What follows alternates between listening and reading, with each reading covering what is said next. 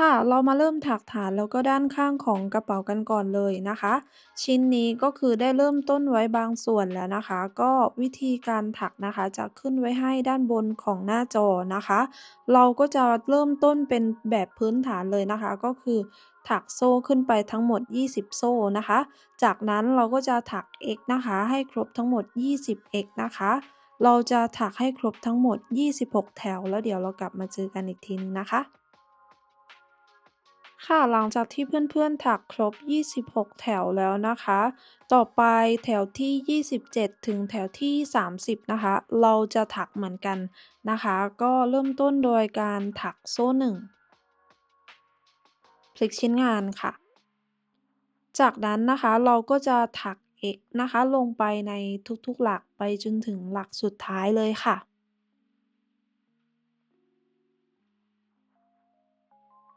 ค่ะอันนี้แถวที่27ถักเสร็จแล้วก็จะออกมาประมาณนี้เลยนะคะในแถวที่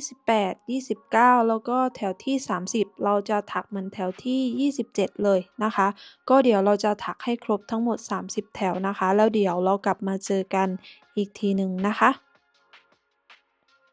ค่ะหลังจากที่เราถักมาจนถึงแถวที่30แล้วนะคะก็จะออกมาประมาณนี้เลยนะคะต่อไปแถวที่31นะคะเราจะถักลดจำนวนหลักนะคะโดยเราจะถักโซ่1พลิกชิ้นงานค่ะหลังจากนั้นเราจะถัก A นะคะก็คือเราจะถัก 2x รวบเป็นหลักเดียวกันนะคะ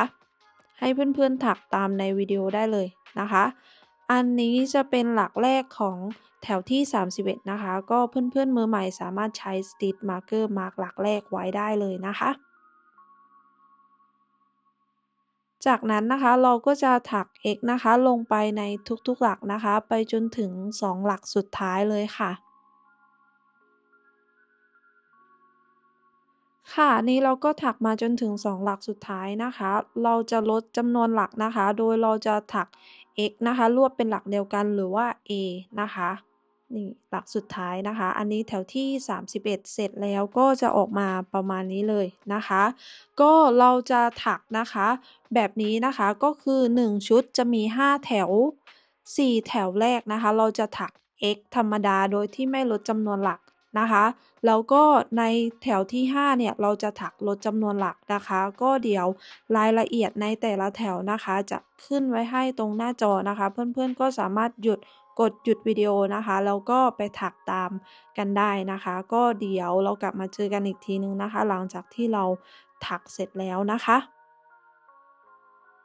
ค่ะหลังจากที่เราถักเสร็จแล้วนะคะก็จะออกมาประมาณนี้เลยนะคะก็จะอยู่ที่ทั้งหมด66แถวนะคะในแถวสุดท้ายเนี่ยเราจะเหลือทั้งหมด4หลักนะคะจากนั้นก็ให้เพื่อนๆนะคะตัดไหมนะคะแล้วก็ถักอีกแผ่นหนึ่งนะคะใช้กระบวนการเดียวกันเลยกับแผ่นนี้นะคะก็เราจะถักให้ครบทั้ง2แผ่นเลยค่ะ ค่ะอันนี้แผ่นที่2เราก็ถักเสร็จแล้วนะคะแต่ตัวแผ่นที่2ตรงเนี้ยเราจะยังไม่ตัดไหมนะคะเพราะว่าเราจะถัก X วนรอบชิ้นงานนะคะเพื่อเชื่อมต่อ2แผ่นเข้าด้วยกันนะคะเริ่มต้นนะคะก็ให้เพื่อนๆนะคะถักโซ่1ค่ะจากนั้นนะคะเราก็จะถัก 1x นะคะลงไปในหลักสุดท้ายให้ดูตามในวิดีโอได้เลยนะคะ ก็สำหรับมือใหม่นะคะให้ใช้ Stitch Marker นะคะมาร์กหลักนี้ไว้นะคะเพราะว่าหลักนี้จะเป็นหลักแรกนะคะ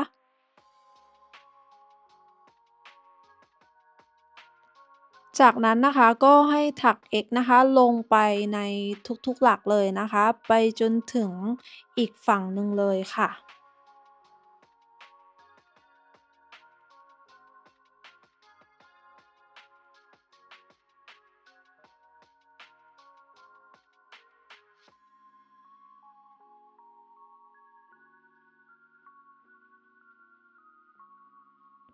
ค่ะหลังจากที่เราถัก x นะคะลงในทุกๆหลักมาจนถึงอีกฝั่งหนึ่งแล้วนะคะต่อไปเราก็จะมาเชื่อมต่ออีกแผ่นหนึ่งเข้าด้วยกันนะคะก็ให้เพื่อนๆนะคะนำอีกแผ่นหนึ่งมาแล้วก็แทงเข็มลงไปนะคะให้ดูตามในวิดีโอได้เลยนะคะ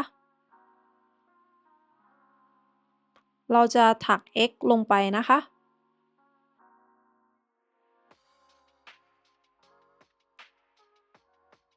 จากนั้นนะคะเราก็จะถัก x นะคะลงไปในทุกๆหลักนะคะไปจนถึงอีกฝั่งหนึ่งเลยค่ะ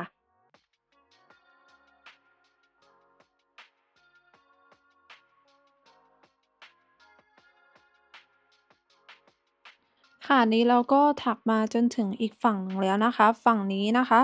ในหลักสุดท้ายอะค่ะเราจะถัก 2x ลงไปในหลักเดียวกันนะคะ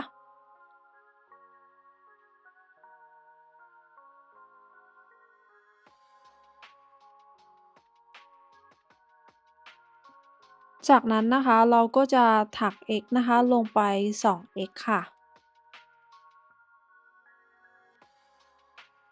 แล้วในหลักสุดท้ายตรงนี้เราจะถัก 2x นะคะลงไปในหลักเดียวกันค่ะ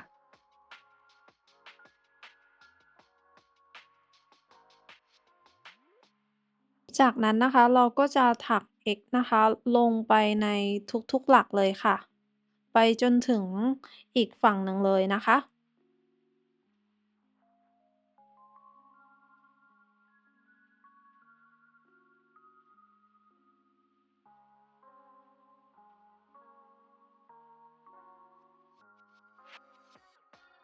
อันนี้เราก็ถักมาจนถึงอีกฝั่งหนึ่งแล้วนะคะฝั่งที่เราเริ่มต้นน่ะค่ะ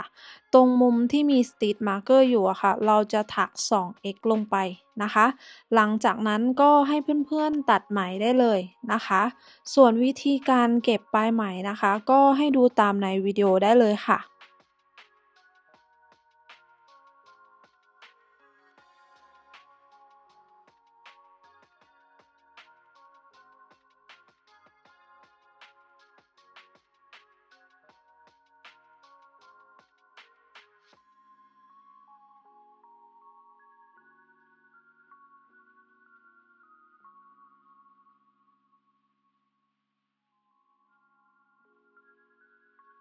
เสร็จแล้วก็จะออกมาประมาณนี้เลยนะคะ ส่วนตรงกลางนะคะเราก็จะใช้เข็มเก็บปลายไหมอะค่ะแล้วก็เอาเศษไหมอะค่ะเอามาเย็บตรงกลางเข้าด้วยกันนะคะก็เดี๋ยวเรากลับมาเจอกันอีกทีหนึ่งนะคะ ค่ะหลังจากที่เราเย็บตรงกลางเสร็จแล้วนะคะก็จะออกมาประมาณนี้เลยนะคะอันนี้ก็จะเป็นวิธีการถักฐานแล้วก็ด้านข้างของตัวกระเป๋านะคะก็เดี๋ยวเราไปดูวิธีการถักตัวของกระเป๋ากันเลยนะคะ ต่อไปนะคะเราก็จะมาถักในส่วนของตัวของกระเป๋ากันนะคะเราจะถักทั้งหมด2ชิ้นนะคะอันนี้จะเป็นชิ้นที่ถักเสร็จแล้วนะคะก็อีกชิ้นหนึ่งอันนี้จะเป็นชิ้นที่2นะคะก็คือเราถักไว้เกือบเสร็จแล้วนะคะวิธีการเริ่มต้นแล้วก็รายละเอียดทั้งหมดจะขึ้นไว้ให้ตรงหน้าจอนะคะว่าในแต่ละแถวถักทั้งหมดกี่หลักแล้วก็เริ่มต้นกี่โซ่นะคะตรงหน้าจอมีขึ้นบอกไว้ให้แล้วนะคะ ก็สามารถไปถักตามกันได้นะคะก็หลังจากที่เราถักครบ40แถวแล้วนะคะก็เราจะมาถัก X วนรอบชิ้นงานกันนะคะ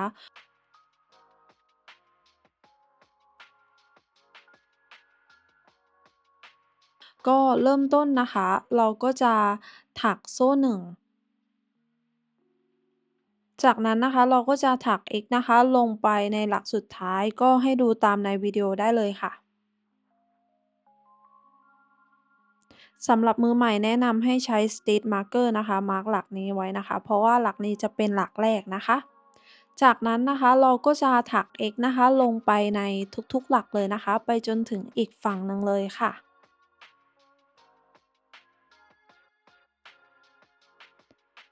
พอเราถักมานะคะจนถึงฝั่งนี้นะคะในหลักสุดท้ายตรงมุมอะค่ะเราจะถัก 2x ลงไปนะคะหลังจากนั้นเราก็จะถัก x นะคะลงไปทุกๆหลัก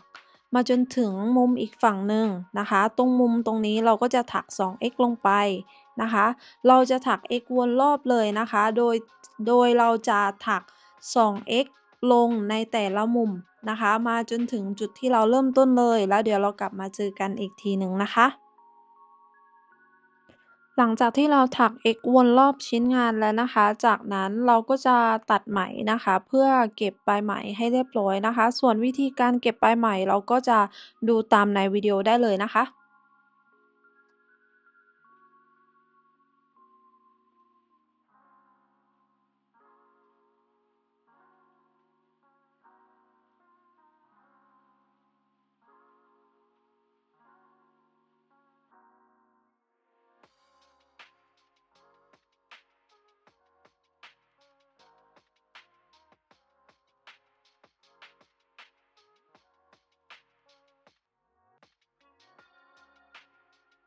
เสร็จแล้วนะคะก็จะออกมาประมาณนี้เลยนะคะเราจะถักทั้งหมด2ชิ้นนะคะนี่ก็เดี๋ยวเราไปดูขั้นตอนต่อไปกันเลยนะคะ ต่อไปนะคะเราก็จะมาถักตัวสายของกระเป๋ากันนะคะรายละเอียดในการถักนะคะว่าแต่ละแถวเนี่ยถักอะไรยังไงนะคะจะขึ้นไว้ให้ตรงหน้าจอด้านบนเหมือนเดิมเลยนะคะก็วิธีการถักง่ายๆเลยนะคะถักโซ่ทั้งหมด5โซ่ในแต่ละแถวเราจะถัก x นะคะ5x ก็ความยาวของสายก็ขึ้นอยู่กับว่าเพื่อนๆอยากได้ความยาวประมาณไหนนะคะในวิดีโออะค่ะจะถักอยู่ที่ทั้งหมด150แถวนะคะก็เราจะถัก1เส้นนะคะ ก็เสร็จแล้วเดี๋ยวเราจะไปดูขั้นตอนต่อไปกันเลยนะคะ ต่อไปนะคะเราก็จะมาเย็บตัวกระเป๋าเข้ากับซิปนะคะโดยเราจะใช้เป็นเอ็นใสในการเย็บนะคะเพราะว่าเย็บงานออกมาเรียบร้อยกว่านะคะส่วนวิธีการเย็บติดนะคะก็ให้เพื่อนๆดูตามในวิดีโอได้เลยนะคะโดยเราจะเอาตัวกระเป๋าอะค่ะมาวางทาบกับตัวซิปนะคะตามในวิดีโอเลยนะคะจากนั้นเราก็จะเย็บนะคะวิธีการเย็บเราจะใช้เป็นการเย็บแบบพื้นฐานปกติเลยนะคะใครมีแบบเย็บที่ถนัดอยู่ก็สามารถใช้ได้เลยนะคะก็เดี๋ยวเราจะไปเย็บให้เสร็จทั้ง2ฝั่งเลยนะคะแล้วเดี๋ยวเรากลับมาเจอกันอีกทีหนึ่งนะคะอันนี้นะคะหลังจากที่เราเย็บเสร็จแล้วนะคะก็จะออกมาประมาณนี้เลยนะคะงานค่อนข้างที่จะเรียบร้อยเลยนะคะก็เราใช้เอ็นใส่ในการเย็บเนี่ยงานมันก็จะดูเรียบร้อยกว่าใช้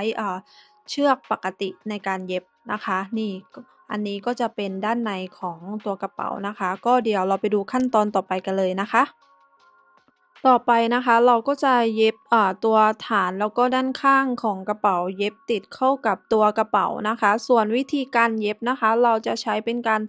ถัก X นะคะเย็บติดชิ้นงานนะคะก็วิธีการเย็บก็ให้เพื่อนๆดูตามในวิดีโอได้เลยนะคะโดยเราจะเอาแผ่นด้านข้างของกระเป๋าอะค่ะเอาด้านถูกประกบกับด้านถูกนะคะดูตามในวิดีโอได้เลยนะคะจากนั้นเราก็จะถัก X เชื่อมต่อกับชิ้นงานนะคะก็ดูตามในวิดีโอได้เลยนะคะ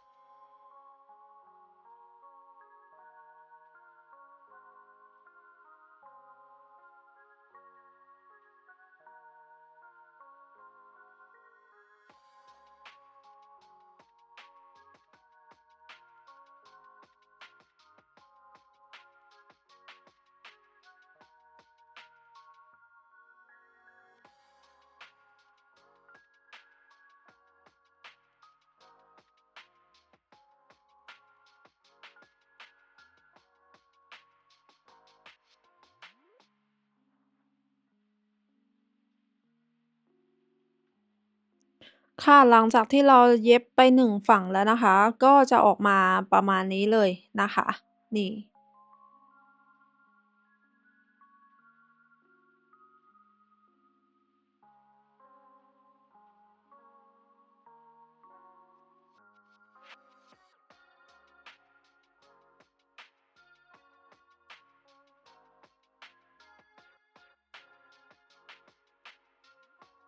จากนั้นนะคะเราก็จะถักซีเลื่อนห่วงนะคะจำนวน4ครั้งนะคะให้ดูตามในวิดีโอได้เลยค่ะ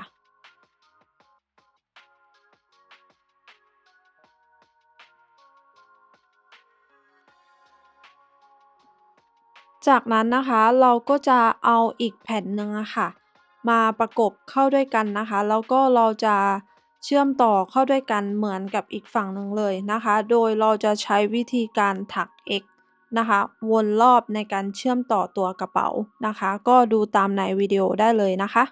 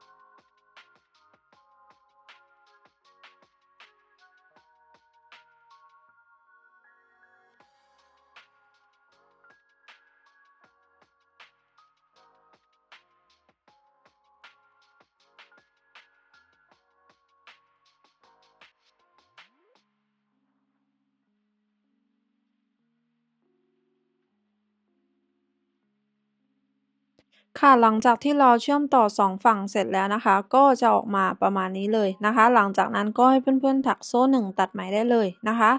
จากนั้นเราก็จะเอาด้านถูกนะคะกลับออกมาเป็นด้านนอกนะคะนี่เสร็จแล้วก็จะออกมา